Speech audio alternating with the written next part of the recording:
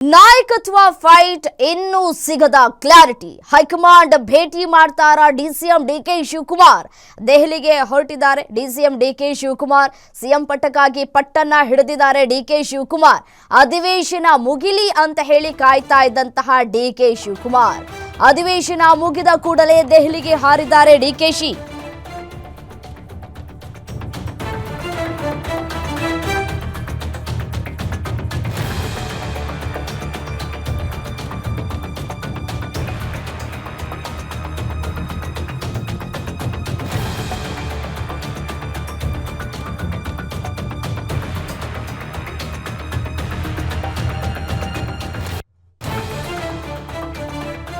ವರಿಷ್ಠರ ಭೇಟಿಗೆ ಪ್ರಯತ್ನವನ್ನ ಪಡ್ತಾ ಇದ್ದಾರೆ ಡಿಸಿಎಂ ಡಿಕೆ ಶಿವಕುಮಾರ್. ಇದುವರೆಗೂ ಕೂಡ ಡಿಕೆ ಶಿವಕುಮಾರ್ಗೆ ಸಮಯವನ್ನ ಕೊಟ್ಟಿಲ್ಲ ವರಿಷ್ಠರು.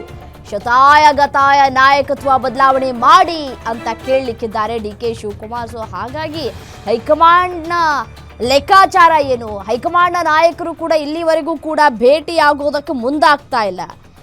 ಯಾಕಾಗಿ ಅನ್ನುವಂತಹ ಪ್ರಶ್ನೆಗಳು ಕೂಡ ಇದೀಗ ಕಾಡ್ತಾ ಇದೆ.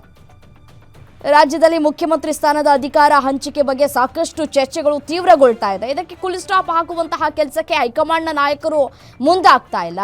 ಇದು ರಾಜ್ಯದ ಸಮಸ್ಯೆ ಬಗೆಹರಿಸಿಕೊಳ್ಳೋದಕ್ಕೆ ಹೇಳಿ ಅಂತ ಹೇಳಿ ಹೈಕಮಾಂಡ್ನ ನಾಯಕರು ಮಲ್ಲಿಕಾರ್ಜುನ ಖರ್ಗೆ ಅವರ ಮುಖಾಂತರ ಮೆಸೇಜ್ ಪಾಸ್ ಮಾಡಿದಂತಿದೆ. ಸೊ ಈಗಾಗಲೇ ಮಲ್ಲಿಕಾರ್ಜುನ ಖರ್ಗೆ ಅವರು ಡಿಕೆ ಶಿವಕುಮಾರ್ ಅವರಿಗೆ ಕೈ ಕೊಟ್ಟಾಗಿದೆ.